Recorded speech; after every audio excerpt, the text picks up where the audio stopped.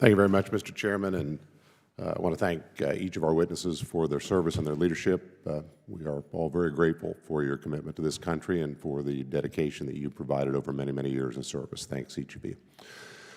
General Mingus, I represent some significant Army assets in Kansas, and I have a handful of questions I'd like to ask of you related to that.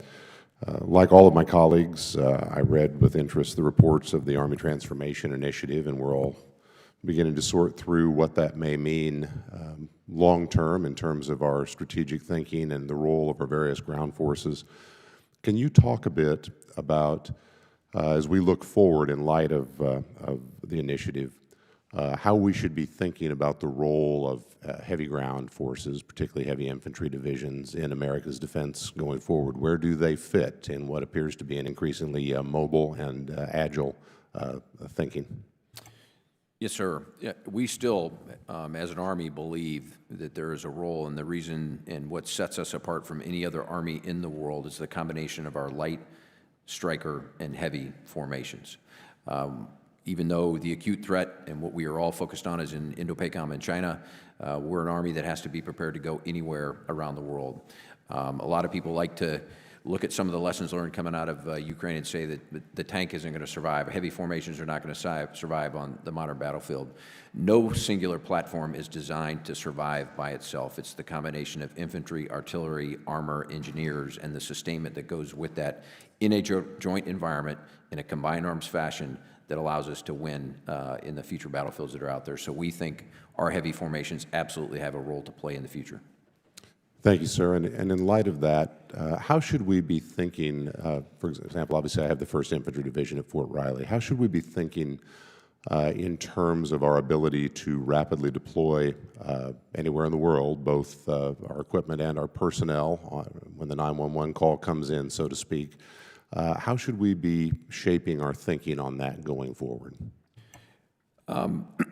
Any activation of an O-plan that requires the mobilization of and the movement of large formations is a huge undertaking.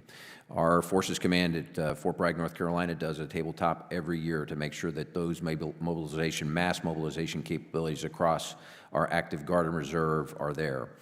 The other, you can call it a benefit, or the thing that we have reaped the results of, having had 2 heavy brigade combat teams rotating back and forth to Europe for the last 3 years, has exercised those muscles on a pretty grand scale that we have not seen in a while.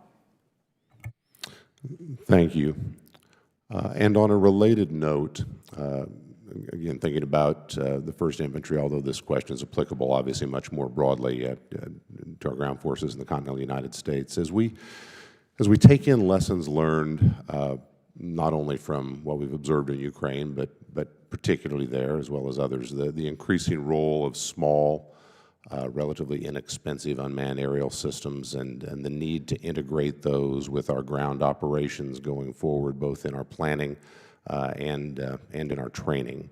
How should we be thinking about that sort of interactive training of small UASs and our existing heavy ground forces in the continental United States?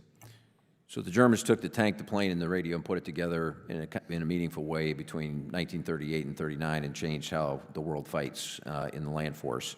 If you take robotics, autonomy, AI, fully autonomous, fully robotic, I mean, all the things that are being put into our formations today, we are rapidly trying to take a look at what happened in Ukraine, what happened in Gaza, what happened other places around the world to make sure that as this technology comes in, it's not just the tech itself, but how do you put it together so that we can still dominate in the future? And sir, last question. Am I correct then in concluding that as we do that, as we go through this process, this learning, this preparing, this integrating, that it's going to require us to have an emphasis on both the thinking process and the executing process? That is to say that there's a role for what is now TRADOC and thinking through how we do this, but there's also a role for big spaces where we can move heavy equipment in cooperation with airspaces where we can operate small vehicles. Absolutely, sir. And so the chief started our initiative that I mentioned in my opening comments called the Transformation in Contact, where we infused this high tech across multiple platforms that are out there in volumes and in numbers that we probably would exceed in a normal environment.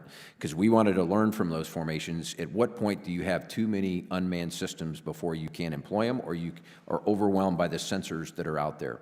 And we have been doing this now through train-ups and our combat training centers, so it's bottom-up. We're learning from them exactly how many UAVs do you put in a brigade formation, how many robots do you put in a formation, how many people do you need to analyze the information that's coming from those sensors that are out there. And it's easy in the Pentagon to look under white lights and we think it's 200, but it's much more impactful when you're hearing that from the troops on the ground. Thank you, General. Thanks to each of the witnesses. Mr. Chairman, I yield back.